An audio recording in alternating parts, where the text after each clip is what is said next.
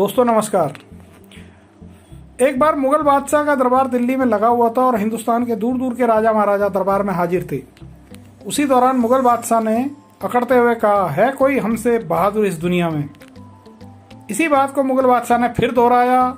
तीसरी बार उसने फिर खुशी से चिल्लाकर कहा कि है कोई हमसे बहादुर जो हिंदुस्तान पर सल्तनत कायम कर सके।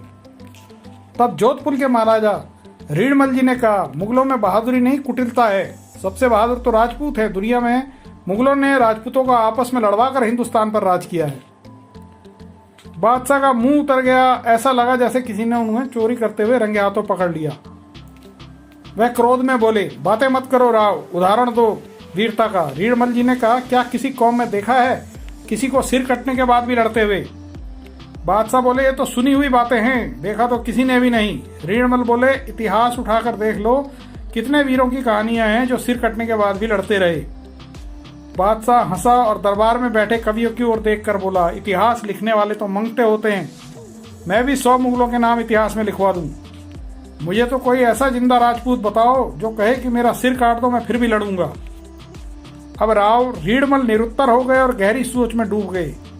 रात को सोचते सोचते अचानक उनको रोहिणी ठिकाने के जागीरदार का ख्याल आया और वे तुरंत उनसे मिलने पहुंच गए।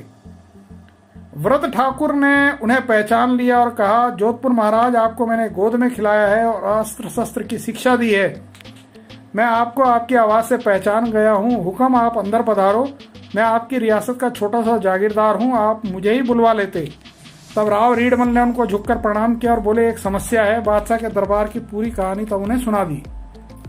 अब आप ही बताइए कि जीवित योद्धा का कैसे पता चले कि ये लड़ाई में सिर कटने के बाद भी लड़ेगा। तब रोहिणी के जागीरदार व्रत ठाकुर बोले, बस इतनी सी बात है, मेरे दोनों बच्चे सिर कटने के बाद भी लड़ेंगे और आप दोनों को ले जाओ दिल्ली दरबार में, ये आपकी और राजपूतों की लाज जरूर रखेंगे।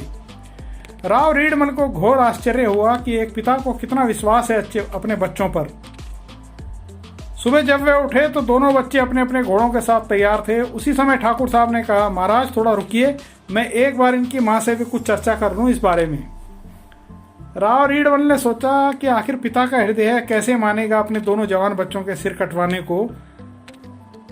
उधर ठाकुर साहब ने ठाकुरानी जी से कहा कि आपके दोनों बच्चों को दिल्ली मुगल बादशाह के दरबार में भेज रहा हूं सिर कटवाने को। दोनों में से कौन सा बच्चा सिर कटने के बाद भी लड़ सकता है? आप माँ हो, आपको मुझसे अधिक पता होगा। यह सुनकर ठाकुरानी जी ने कहा, बड़ा लड़का तो किले और किले के बाहर तक भी लड़ लेगा, पर छोटा केवल परकोटे में ही लड़ सकता है, क्योंकि पैदा होते ही इसको मेरा दूध नहीं मिला था। लड़ दोनों ही सकते हैं, आप निश्चिंत होकर भेज दो। दिल्ली के दरबार में भी आज कुछ विशेष भीड़ थी और हजारों लोग इस दृश्य को देखने के लिए जमा थे। बड़े लड़के को पहले मैदान में लाया गया और मुगल बादशाह ने जल्लादों को आदेश दिया कि इसकी गर्दन उड़ा दो। तभी बीकानेर के महाराजा बोले, ये क्या तमाशा है, राजपूती इतनी भी सस्ती नहीं हुई, लड़ाई का मौका दे दो और फिर देखो कौन बहादुर है। बादशाह ने खुद के सबसे मजबूत और कुशल योद्धा बुलाया और कहा, ये जो घुड़सवार मैदान में खड़ा है इसका सिर काट दो। 20 घुड़सवारों का दल रोहिणी ठाकुर के बड़े लड़के का सिर उतारने को लपका और देखते ही देखते उन 20 घुड़सवारों की लाशें मैदान में बिछ गई। दूसरा दस्ता आगे बढ़ा, उसका भी यही हाल हुआ। मुगलों में अब घबराहट और झुरझुरी फैल गई। इसी तरह बादशाह के 500 सबसे खास योद्धाओं की लाशें मैदान में पड़ी हुई थी और उस वीर राजपूत योद्धा के तलवार की एक खरोच भी उसे नहीं आई। यह देखकर मुगल सेनापति ने कहा कि 500 मुगल बीवियां विधवा कर दी आपकी इस परीक्षा ने। बादशाह सलामत, अब और मत कीजिए हुजूर, इस काफिर को गोली मरवाइए, ये तलवार से नहीं मरेगा। कुटिलता और मक्कारी से भरे मुगलों ने उस वीर के सिर में गोलियां मार दी। सिर के परखच्चे उड़ चुके थे, पर धड़ ने तलवार की मजबूती कम नहीं करी और मुगलों का कत्लेआम खतरनाक रूप से चलता ही रहा। बादशाह ने छोटे भाई को अपने पास निहत्थे बैठा रखा था और यह सोचकर कि यदि ये बड़ा बहादुर निकला तो इस छोटे को मैं अपनी जागीर देकर सेना में भर्ती कर दूंगा। लेकिन जब छोटे ने यह अन्याय देखा तो उसने झपट कर बादशाह की तलवार निकाल ली।